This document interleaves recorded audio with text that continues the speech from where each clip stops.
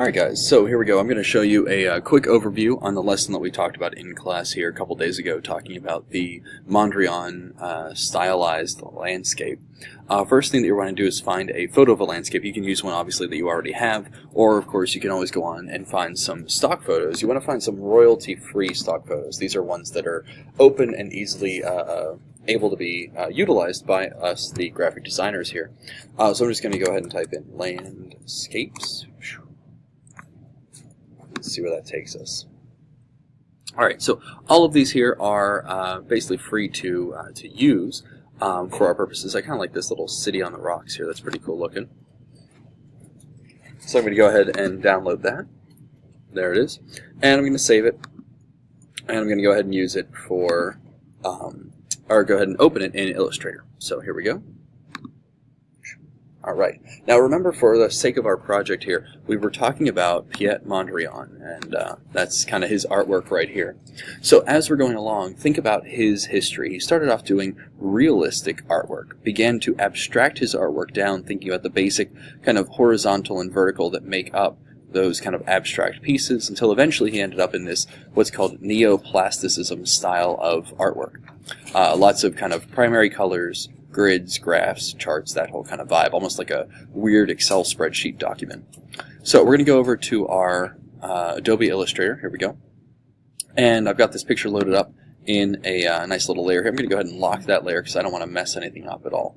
I'm then going to go ahead and hit New Layer, just like so.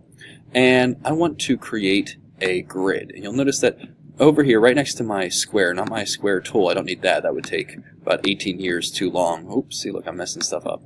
It would not be very beneficial to be making all these kind of squares all over the place. It would take forever and ever and ever. So instead, right next to the square select tool is a line select tool. I'm going to click and hold, come down here, my regular grid tool. Grab that, and I'm going to go ahead and make a grid. You'll notice what's really cool is, look at this. Look at that grid. How freaking cool is that? It just does it all for you, right? Really neat. So I'm going to make a grid over top of my image here.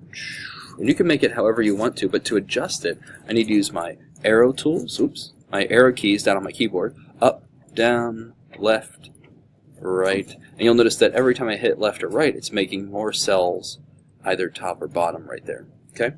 So the more cells that I want, and then I can actually use the F, V, C, and X keys to adjust the placement. So I can kind of crunch them to one side, crunch them to the other side.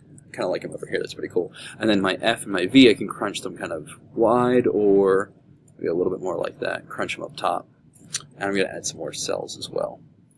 So I end up with something that looks pretty dang cool. Yeah, we'll say like that. Looks pretty cool. I'll release my mouse. And there's my my grid here.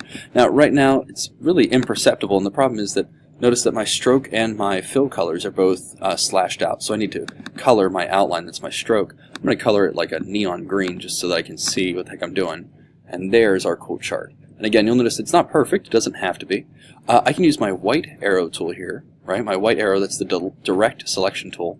And actually grab individual guys, click on the node, and then use my arrow key to kind of move. Look at that little dot going there. Kind of move him down. And I can adjust this accordingly. Here, I'm going to zoom in just so you can see way up in there. So watch this. Grab that direct selection, click on the little node, that's the little tiny square, right? Not the line itself, but the square. And then I'm going to use my arrow keys to shrinky dink him down over there. What if that comes there? I'm just kind of abstracting it, really. I can do it with the horizontals as well. You can actually hold down Shift and use my arrow keys. And that way I end up with kind of a different looking grid, something that's a little more cut up, similar to, you know, how Piet Mondrian would have made his. So again, I'm just going to kind of slice and dice here a little bit, just to make something kind of different, kind of cool looking. Okay, so again, I would probably take more time doing that, but you want to, you know, kind of exercise your ability to make a really pretty cool looking chart. So something, let's see, grab that node. Something like that. Okay, so we got that. Looks pretty cool. I'm going to go ahead and lock it so I don't mess it up. Make a new layer.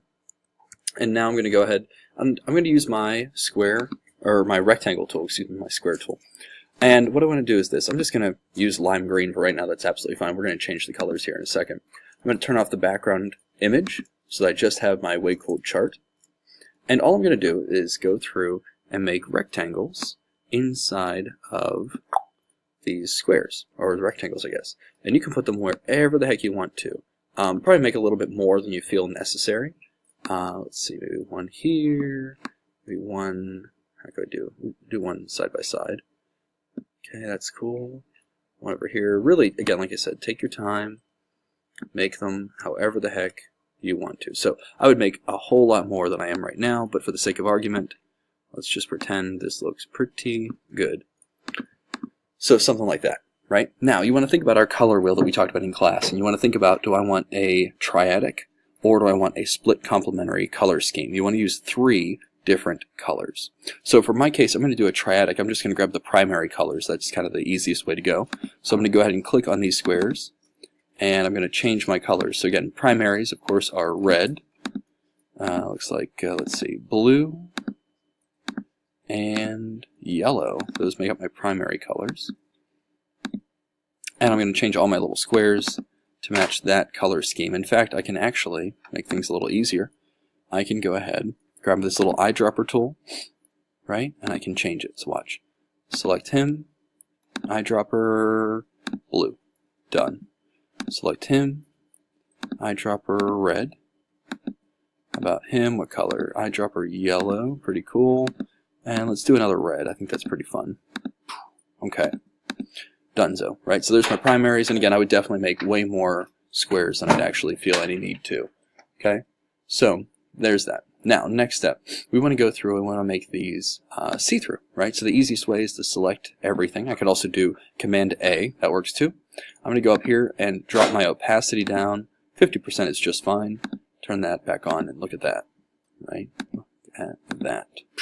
Now I've got these kind of floating squares, and you can leave your grid on or turn it off, whatever you prefer. Now the big thing is this. Inside each one of these squares, it is now my sole mission, I'm going to make a new layer, to go ahead and vectorize what's inside these squares in a monochrome style. So I'm going to go ahead over here. I'm going to vectorize everything that's in here. So here we go. Ready? So first, we're doing monochrome, so I'm going to switch over to yellow. Alright, let's see. So we've got kind of the overall city here.